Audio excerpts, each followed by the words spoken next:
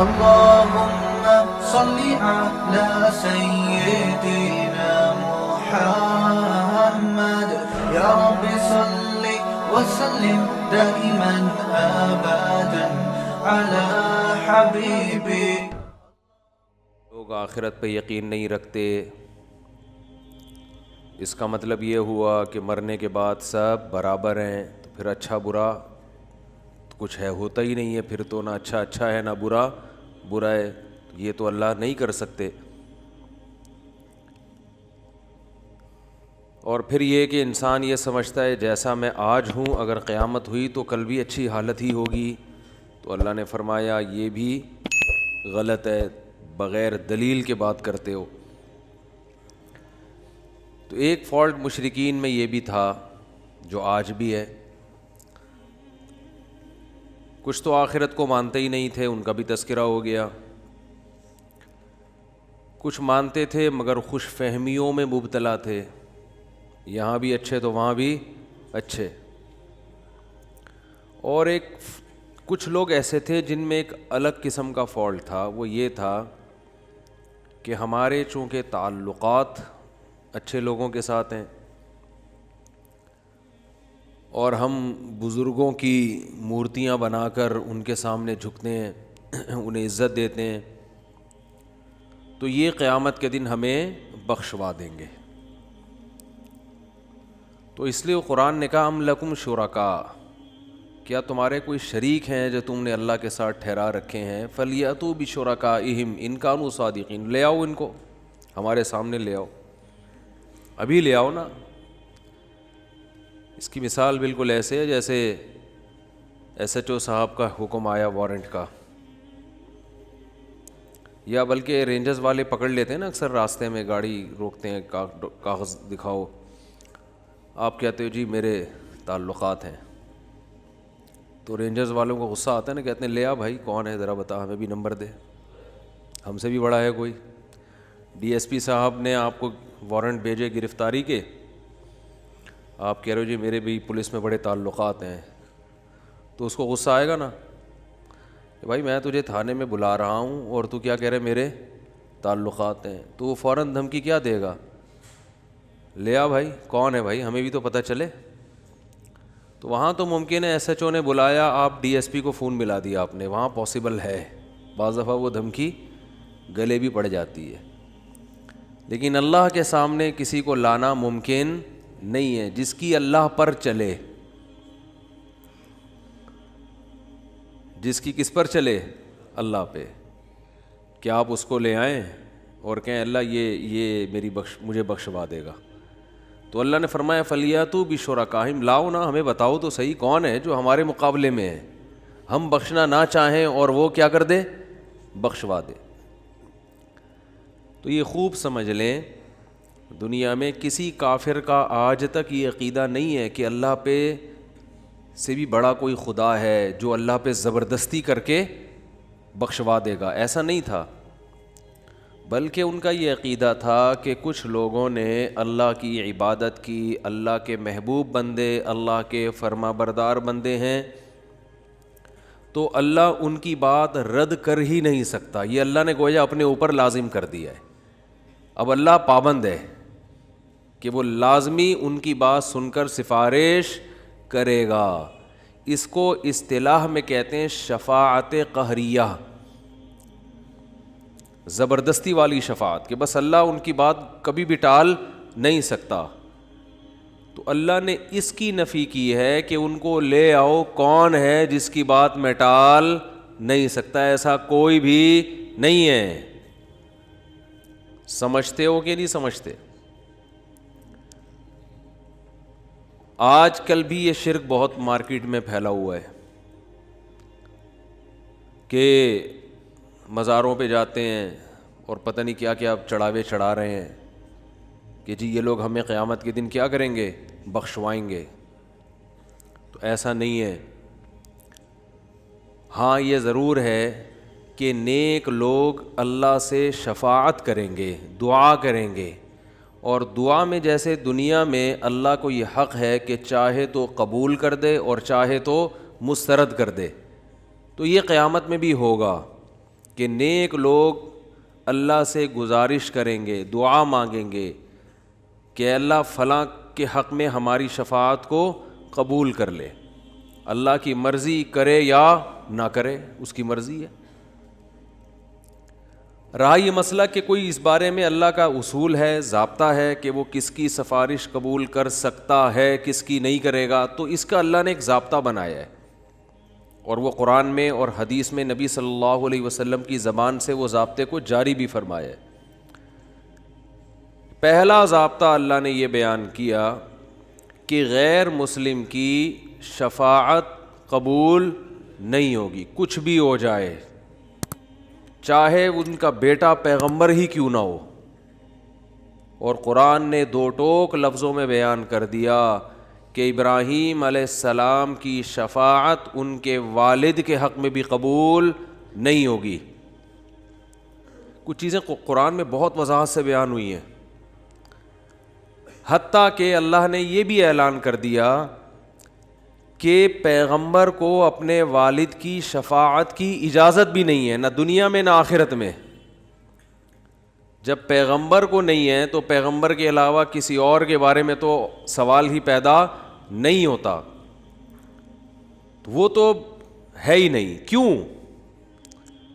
اس لیے کہ اللہ نے اپنے ماننے والوں اور نہ ماننے والوں میں ایک بہت بڑا فرق پیدا کر دیا ہے کہ جو اپنے ہوتے ہیں ان کی کوتاہیوں سے چشم پوشی بھی کی جاتی ہے, ان کی لغزشوں پہ معافی بھی دی جاتی ہے, ان کی توبہ بھی قبول کی جاتی ہے, ان کو دنیا میں سزا دے کے بڑی سزا سے بچایا بھی جاتا ہے. لیکن جو سرے سے مانتے ہی نہیں ہیں, وہ تو مانتے ہی نہیں تھے, جب مانتے ہی نہیں ہیں تو اب کیا لینے آئے ہو ہمارے پاس آخرت میں. تو یہ اللہ کا ایک اصول ہے. دیکھو اللہ تعالیٰ نے بھی, اللہ کا بھی ایک اصول ہے نا کہ ہر چیز کی ایک لمٹ ہے. اللہ سے زیادہ کسی کی رحمت نہیں ہو سکتی. یہاں میں ایک بہت اہم سبق ملتا ہے. کیا کریں یار, ایسے ایسے ٹیکنیکل پوائنٹ کھوپڑی میں آتے ہیں نا, جب یہاں بیٹھتا ہوں تو پھر وہ موضوع سے بات ہٹتی ہے, لیکن وہ جب کھوپڑی میں آ رہے ہیں تو آئی سے لے رہے ہیں کہ وہ کھوپڑی میں پارسل کیے جائیں. بھئی یہ بھی تو کھوپڑیاں بیٹھی ہوئی ہیں نا میرے سامنے. دیکھو اس سے کیا پتہ چلتا ہے, اللہ سے بڑی رحمت کسی کی ہو سکتی ہے؟ ناممکن ہے. وہ اپنے بندوں سے, اپنی مخلوق سے, ماں سے بھی 100 گنا زیادہ محبت کرتا ہے جیسے ماں بچوں سے کرتی ہے. لیکن اللہ نے بھی اپنی رحمت کی ایک باؤنڈری کھینچ دی ہے, بھائی اس سے آگے نہیں. کتنی بڑی رحمت, بھائی 100 بار توبہ کرو, 100 بار گناہ کرو تو 100ویں بار بھی توبہ کرو گے قبول کروں گا میں. موت سے پہلے پہلے توبہ کا دروازہ کھول دیا. تانا بھی نہیں دے گا کہ ابے 99 دفعہ تو نے توبہ توڑی ہے, ابھی پھر تجھے شرم نہیں آتی توبہ کرتے ہوئے. نا نا نا نا, لو بلغت ذنوبک عنان السماء, آسمان تک کی لگام تک پہنچ جائیں گناہ, ثم استغفرونی, 2 آنسو بہائے کہ اللہ معاف کر دے, اب نہیں کروں گا. اللہ فرماتے میری رحمت کی لہر معاف کر دے گی اس کو. 99 انسانوں کا قاتل جس نے پھر 100ویں انسان کا بھی قتل کیا, توبہ کے ارادے سے گیا ہے اور موت آئی اور اللہ نے اس کو جنت میں داخل کیا. توبہ کی نہیں تھی, توبہ کے ارادے سے چل پڑا تھا. اتنی بڑی رحمت. فرعون نے ہزاروں بچوں کو قتل کیا, حضرت موسیٰ کو ستایا, اللہ نے توبہ کا دروازہ بند نہیں کیا. لیکن یہاں بھی ایک لمٹ ہے کہ اگر موت اپنی آنکھوں سے دیکھ لی, موت کا غرغرہ آ گیا, اب ایڑیاں بھی رگڑو گے تو توبہ قبول نہیں ہوگی, یا کفر پر ہو تو پھر جتنی بھی نیکیاں کر لو. اللہ کے ساتھ شریک کرتے تھے کسی کو, پیغمبروں پر, اللہ کے پیغمبروں کا انکار کرتے تھے جبکہ پیغمبروں کے برحق ہونے کی دلیل بھی پہنچی تمہارے پاس. ایک شخص ہے نا جس کو پیغمبروں کا پتہ ہی نہیں ہے, وہ تو معذور ہے, دلیل بھی پہنچی, اس کے باوجود ان کا انکار کیا, تو بھائی پھر کچھ بھی نیکی, کتنی بھی نیکیاں کر لو, آخرت میں اللہ کے ہاں اس کا کوئی اجر نہیں ہے, اور اللہ کو ایسے لوگوں پہ ترس نہیں آئے گا. تو ایک لمٹ ہو گئی نا رحمت کی, بھئی یہاں تک ہے, اس سے آگے نہیں ہے. تو جب اللہ جو سب سے زیادہ ارحم الراحمین ہے بھائی، اس کی بھی رحمت کی ایک لمٹ ہے. ہاں وہ الگ بات ہے کہ جب کرتا ہے تو لامحدود رحمتیں کرتا ہے، لیکن لمٹ اس لحاظ سے کہ کس پہ کرنا ہے اور کس پہ نہیں کرنا. تو آپ صلی اللہ علیہ وسلم کے ہمیں سیرت میں سختی بھی ملتی ہے اور نرمی بھی. رحمت للعالمین، ایک ایتھیس نے اعتراض کیا یہ رحمت للعالمین ہے اور جناب گردنیں اڑانے کا حکم بھی دے رہے ہیں، یہ کیسے رحمت للعالمین ہے؟ بھائی رحمت للعالمین کا یہ مفہوم کہ کسی کو کچھ بھی نہ کہیں یہ رحمت نہیں ہے، یہ انسانیت کے لیے زحمت بن جائے گی یہ عادت، تو کیونکہ اس صفت کو فالو کرنا ممکن نہیں ہے. رحمت کا معنی ہر لحاظ سے جامع شخصیت ہیں آپ صلی اللہ علیہ وسلم. مشہور واقعہ کئی بار سنا چکا ہوں، دوبارہ سنا کے بس پھر آگے بڑھتا ہوں کہ ایک شخص نبی صلی اللہ علیہ وسلم کی جاسوسی کر رہا تھا، گرفتار ہو گیا، تو آپ نے حکم دیا اس کی گردن اڑائی جائے. اب دیکھو گردن اڑانے کا حکم دینا بظاہر یہ رحمت کے خلاف ہے نا. ہم کہتے ہیں نہیں بھائی گردن کیوں اڑائی جائے، اسلام تو بہت وسیع مذہب ہے، ٹھیک ہے نا، اللہ بہت غفور رحیم ہے. آپ صلی اللہ علیہ وسلم نے حکم کیا دیا؟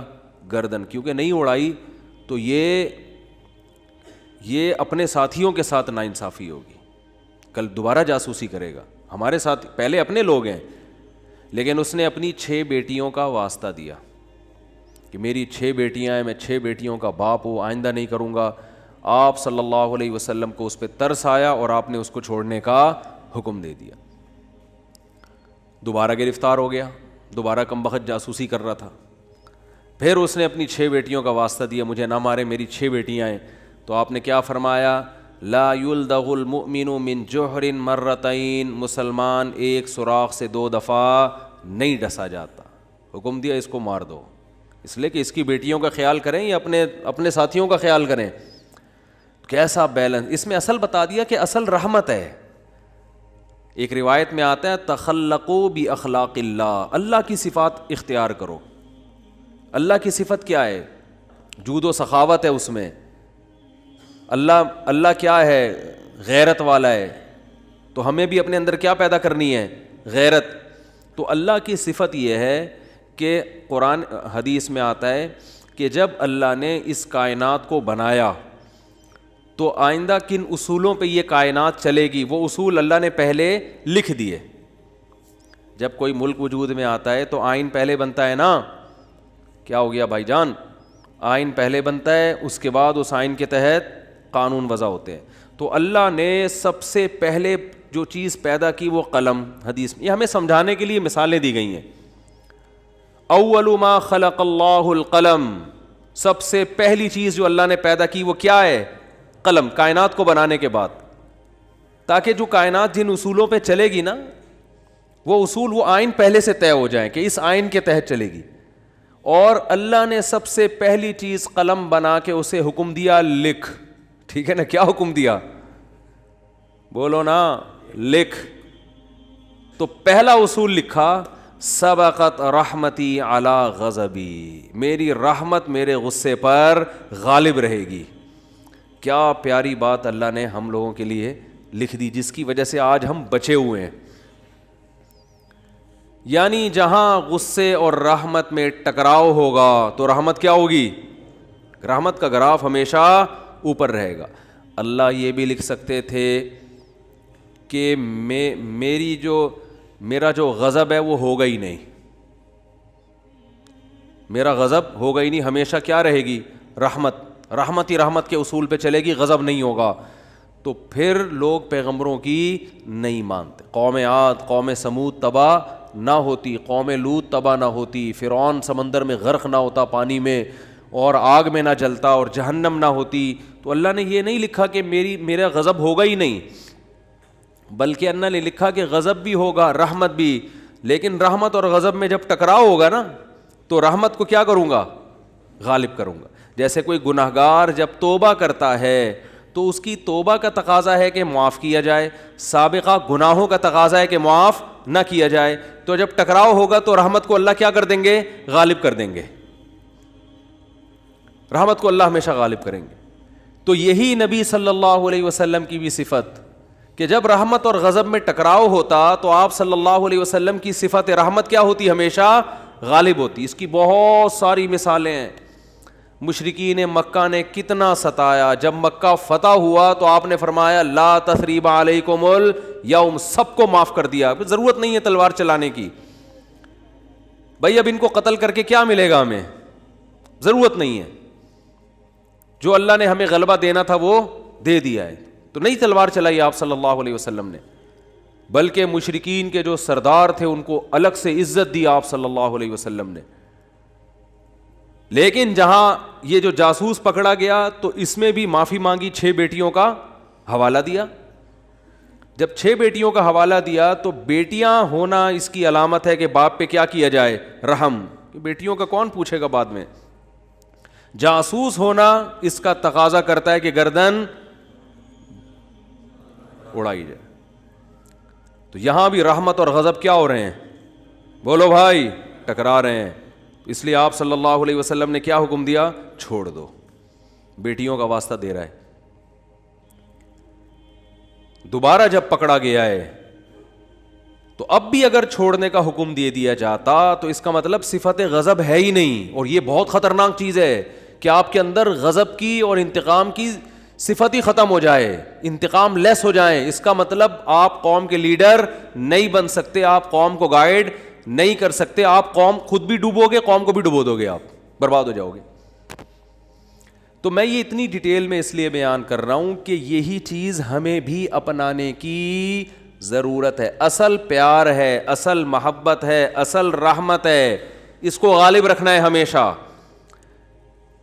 لیکن انتقام لیس بولو نہیں بن جانا, غضب لیس بولتے کیوں نہیں, کیا ہو گیا, نہیں بننا ہے. مفتی طارق مسعود صاحب کے بیانات سننے کے لیے youtube.com/مفتی طارق مسعود کو سبسکرائب کریں. اور اگر آپ لائیو ویڈیو کو کبھی بھی مس نہیں کرنا چاہتے ہیں تو سبسکرائب کرنے کے بعد بیل آئیکن پہ کلک کرنا مت بھولیں. جزاک اللہ.